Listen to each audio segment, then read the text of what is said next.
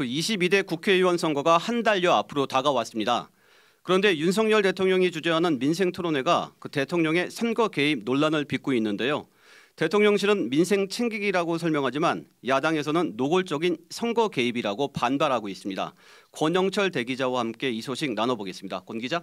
안녕하십니까. 네, 안녕하세요. 그 윤석열 대통령이 오늘도 인천에서 민생토론회를 주최했잖아요. 어떤 얘기를 주로 했나요?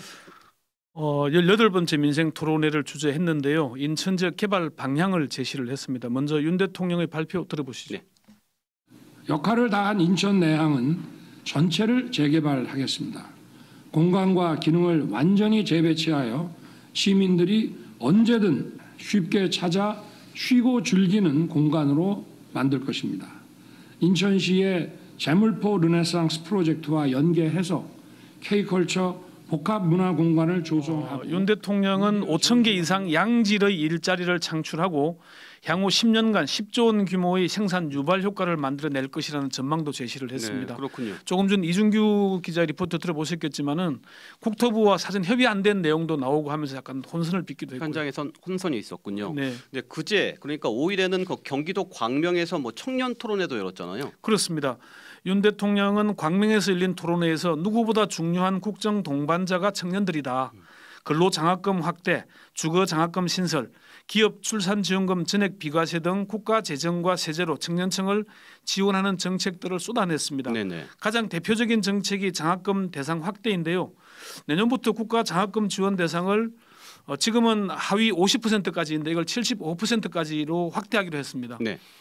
근데 사실 이러면은 거의 대부분 지급하는 게 되잖아요. 이게 장학금인지 지원금인지 헷갈리게 되는데, 그러니까 100만 명이 100에서 150만 명 되는 이런 구조들입니다. 또 대학생의 월세 부담을 들어주기 위해서 연 최대 240만 원 가량의 주거 장학금도 신설하겠다 이런 얘기까지 했습니다. 네, 일단 좋은 정책처럼 들려요. 그런데 네. 재원은 얼마나 필요하고 어떻게 마련한다고 이야기하나? 그건 제시하지 않았습니다. 예. 주거 장학금만 해도 240만 원씩 10만 명에게 지원하면 한 2,400억 정도 필요하잖아요. 근로장학금 대상도 20만 명으로 늘리면은 이게 한 2천억 정도 추가 부담이 될 걸로 예상이 됩니다. 장학금에만 줄 잡아서 한 1조 원 이상이 추가로 투입이 돼야 할 텐데 토론회에서는 재원 규모나 조달 방안 등이 논의되지 않았습니다. 그렇군요. 민생토론회가 오늘까지 18차례 열렸는데 네. 지금까지 나온 정책들이 사실상 그 선심성 선거 공약 아니냐 이렇게 의심받을 수도 있어요. 그렇습니다. 그런 비판이 나오고 있는데요. 인천에서 쏟아낸 개발 공약도 그렇고요. 그제의 그 광명에서의 청년 지원 방안도 그렇고 지난 4일에는 대구에서 민생 토론회가 열렸거든요. 여기서는 선심성 정책들이 나왔습니다. 대구에서는 대구에서 혁명적 변화가 일어날 수 있도록 정부가 과감한 지원을 펼치겠다. 그러면서 이제 경상도 사투리로 한번 바꿔보겠습니다. 이렇게까지 예. 얘기하기도 하고 그런 얘기를 했습니다. 민생토론회 2월 일정표를 잠시 한번 보시면은요. 2월이 지금 8번이나 했는데요. 네. 5차례나 그 전통시장을 방문을 합니다. 네. 최창렬 용인대 특임 교수는 선거를 앞두고 지나친 면이 있다. 대통령 선거에 나선 후보가 공약을 하고 다니는 것 같다 이렇게 평가를 하게 됐습니다. 네. 야당에서도 당연히 관건 선거라는 비판이 나왔잖아요. 그렇습니다. 윤 대통령이 내놓고 있는 정책 상당수가 국회에서 입법을 해야 되거나 재원 대책이 뒷받침돼야 합니다. 민주당 홍익표 원내대표의 말 들어보시죠. 네.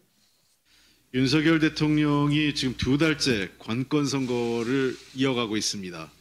17번째 민생토론회에서 청년 정책을 쏟아냈습니다. 국가 장학금 50만 명으로 확대하고 주거 장학금을 주겠다고 발언을 했습니다. 지급 대상, 예산 추계 모두 불분명합니다. 청년들의 표를 얻기 위해 급조된 정책일 뿐입니다. 청년 일자리 대책은 올해 예산안에 있는 사업의 홍 원내대표는 윤 대통령의 관건 선거 2달 동안에 약 925조 원의 퍼주기 약속이 이루어지고 있다. 국민을 현혹하는 선심성 공약 살포 그리고 불법 선거운동을 즉각 중단해야 한다고 이렇게 말을 했습니다. 그렇군요. 그 야당도 이렇게 비판하지만 네. 동아일보나 중앙일보 등 보수 성향의 신문들도 윤 대통령의 민생 토론회를 선거 개입이라고 좀 비판하고 나섰죠. 그렇습니다. 오늘자 중앙일보 신문 사설의 제목이 대통령이 여당의 선대 본부장인가 민생 토론회 논란이고요. 동아일보는 나흘이 멀다 하고 선심공세 공수만 바뀐 대통령의 중립 공방이었습니다. 중앙일보는 사설에서 나흘에 한 번꼴로 민생 토론회가 열린 지역 또한 국민의힘이 이번 총선의 승부처로 삼는 것과 겹친다. 우연으로 보기 힘들다고 비판했고요. 네. 동아일보는 사설에서 토론회에서 수도권 광역 급행철도 신설 및 노선 연장부터 철도 지하화, 가덕도 신공항, 북항 재개발, 대구 경북 신공항 등 엄청난 재원이 소요되는 지역 개발 정책이나 복지 정책 발표가 끊이지 않고 이어지고 있다고 질책을 하기도 했습니다. 예, 사실 뭐 노무현 전 대통령 같은 경우는 여당이 표를 얻을 수만 있다면 대통령으로서 합법적인 모든 일을 하고 싶다라고 발언했다가 탄핵 소추까지 당했잖아요. 그렇습니다. 노 대통령의 공개 발언이 문제가 됐죠. 그런데 그 윤 대통령은 말이 아니라 행동을 하고 있어서 선거법에 저촉된다고 명시적으로 주장하기 어렵다는 법조인들의 분석도 나오고 있습니다. 아, 그렇군요. 대통령실에서는 지금 어떤 입장인가요? 민생 토론회가 선거와는 무관하다는 입장입니다. 대통령실 관계자는 민생 토론회는 앞으로도 계속된다. 선거와 관계없이 선거 후에도 계속할 방침이다 이렇게 밝히고 있습니다. 네, 오늘은 여기까지 듣겠습니다. 권 기자 수고하셨습니다. 네.